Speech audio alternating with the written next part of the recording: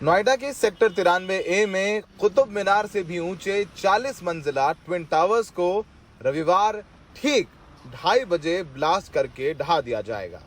ये दोनों इमारतें सिर्फ 9 सेकंड में जमीन दोज हो जाएंगी। इन दोनों टावर्स के आसपास 2 रिहायशी सोसाइटी हैं, सुपरटेक एमरल्ड और ATS विलेज। यहाँ रह रहे 7,000 से ज्यादा लोगों को रविवार सुबह 7 बजे अपना घर छोड़कर जाने और 4 बजे के बाद वापस आने के लिए कहा गया है। 52 साल के राजिंदर अपने परिवार के साथ ट्विन टावर के बिल्कुल बगल में सुपरटेक एमरल्ड सोसाइटी में रहते हैं। ब्लास्ट की जगह से राजिंदर के घर की दूरी सिर्फ 12 मीटर है। राजिंदर जिस टावर में रह रहे हैं उसे नोएडा अथॉरिटी ने विशेष प्रकार का कपड़ा लगाकर सील कर दिया है ताकि ब्लास्ट के बाद धूल अंदर ना आए।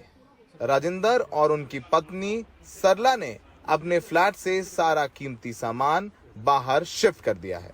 और जो वॉल हैंगिंग्स हैं, जो टेलीविजन है, उसको उतार लिया हमने दोबारा से। अच्छा। और एयर कंडीशनर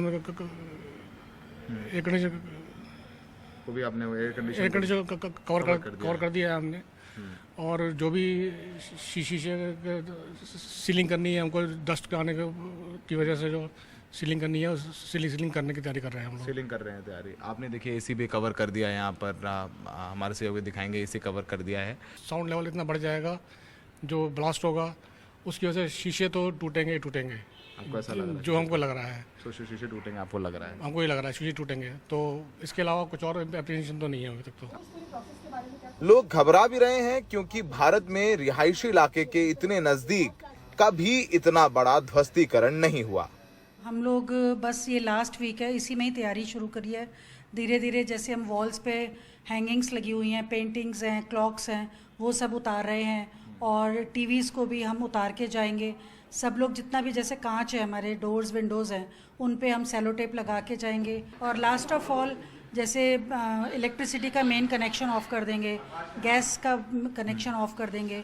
ये सारी चीज़ें ऑफ करके फ्रिज वगैरह सब खाली करके जाएंगे। चिंता होती है कि अगर हाई वाइब्रेशंस हुई, जैसा आपने बताया कि ये शीट कवर करेगी डस्ट से, बट व्हाट इफ कि बड़े बड़े पीसेस बिल्डिंग के वो गिरे और वो स्प्लिट हुए, तो वो उससे क्या प्रोटेक्शन होगी, क्या पॉसिबिलिटी है, क्या नहीं, तो उसके लिए कुछ भी आइडिया नहीं है। जैसे एस्टर 2 को अगर हम देखते हैं, next tower that is very near, मतलब वो उन्होंने कंटेनर्स रखे हैं, बट क्या श्योरिटी है कि वो ना हो, या मतलब उसकी कोई एश्योरेंस नहीं है ना कि वो कुछ भी हो सकता है। Except hope, we don't have any other option. But हाँ, एक कंसर्न रहता है, एक वरीड तो है कि ये घर अपना है। दोनों टावर्स को सुरक्षित और सफल तरीके से ढहाने का काम विश्व की प्रख्यात डेमोलिशन कंपनी एडिफाइस को दिया गया है। एडिफाइस ने इन दोनों टावर्स के अंदर ब्लास्ट के लिए 3,500 किलो बारूद लगाया है।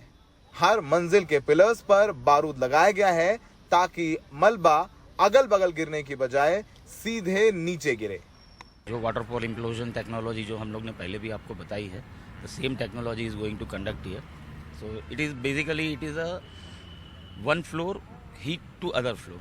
सो बेसमेंट 1 से चालू होगा फॉल गिरना, ग्राउंड वाला बेसमेंट 1 पे जाएगा, फर्स्ट फ्लोर ग्राउंड पे जाएगा, सेकंड फ्लोर फर्स्ट पे जाएगा। This is called the waterfall effect. 9 metre 10 metre का गैप है जो वहाँ जो रेजिडेंशियल सोसाइटीज हैं, तो आप लोग कैसे मेक श्योर कर रहे हैं कि जो मलबा गिरेगा, आप कह रहे हैं कि एक नीचे गिरेगा, मलबा गिरेगा वो उधर उनके रेजिडेंशियल कॉम्प्लेक्स में ना जाए, क्योंकि 8 या 9 मीटर की दूरी है, उनके फ्लैट्स हैं, उनका घर है, उनके भी अप्रीहेंशन से वो भी घबराए हुए हैं। नोएडा 4 रिक्टर स्केल के हिसाब से डिज़ाइन हुआ है। अगर 4 रिक्टर स्केल का अर्थक्वेक आता है तो वो टाइम पे उसकी वाइब्रेशन ट्रैवलिंग जो होती है वो 300 मिलीमीटर पर सेकंड से ज़्यादा होती है।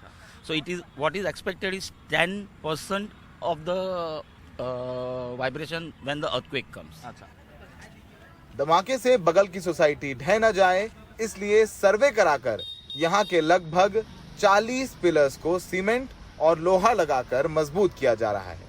लेकिन सबसे बड़ी समस्या है कि धमाके के बाद उड़ने वाली धूल का क्या करेंगे। लोग इस बात को लेकर चिंतित हैं कि धूल से सांस लेने की समस्या हो सकती है। सबसे ज़्यादा उसी चीज़ का डर है कि डस्ट की वजह से क्या क्या प्रॉब्लम्स आगे आएंगी, क्योंकि बच्चों को भी बहुत प्रॉब्लम होती है, सीनियर सिटीजन्स के लिए भी, और जो एस्थमिक हैं उनके लिए भी बहुत ज़्यादा प्रॉब्लम है। और ये डस्ट सेटल होने में अभी जैसा कि कहा जा रहा है 2-3 महीने लगेंगे। मलबे से निकलने वाली धूल को साफ करने के लिए नोएडा अथॉरिटी ने विशेष इंतजाम किए हैं।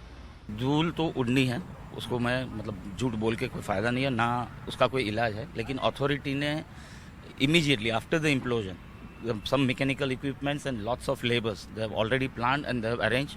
Even the edifice staff also will be there to clean the roads, to clean the societies. ध्वस्तीकरण के दिन यानी रविवार को ट्रैफिक के लिए विशेष इंतजाम किए गए हैं। नोएडा ग्रेटर नोएडा एक्सप्रेसवे 2:15 बजे से लेकर 2:45 तक बंद रहेगा। ट्विन टावर के 400 मीटर के आसपास का इलाका सील रहेगा। नोएडा के ऊपर 2:30 बजे से 3 बजे तक कोई हवाई जहाज नहीं गुजरेगा। नोएडा के कुछ अस्पतालों में किसी अनहोनी से निपटने के लिए विशेष इंतजाम किए जाएंगे। सबसे बड़ी 3 चुनौतियां हैं। पहली चुनौती कि देखेंगे कि जो बिल्डिंग है जो गिरनी है उसके बगल में जो सोसाइटी है सुपरटेक एमराल्ड, उसकी दूरी सिर्फ 9 मीटर की है, यानी 9 मीटर के बाद लोग रहते हैं, उनके घर है, उसमें लोग तो नहीं रहेंगे पर मलबा उनके घर पे ना गिरे। दूसरी चुनौती है कि जो बिल्डिंग है, जो एडएफएस का कहना है वो बिल्कुल सीधे नीचे गिरेगी, इसके जो पिलर्स हैं उसमें बारूद लगाया गया है, तो वो सीधे नीचे आ जाए और जो वाइब्रेशन होगा ब्लास्ट से, जो कंपन होगी उससे दूसरे जो बिल्डिंग्स हैं आसपास उनकी नींव ना कमजोर हो। और तीसरा जो सबसे बड़ी चुनौती है वो है धूल। जब वे ब्लास्ट होगा तो धूल होगी, जिसको लेकर के एडएफएस भी कह रहा है कि धूल का कुछ नहीं कर सकते, उसके लिए नोएडा अथॉरिटी ने यहाँ पर क्लीनर लगाए हैं, लोग लगाए हैं, लेकिन धूल से लोगों को फेफड़े अपने बचाने होंगे। सहयोगी मोहम्मद मुरसलीन और अरविंद उत्तम के साथ नोएडा में सौरभ शुक्ला, एनडीटीवी इंडिया।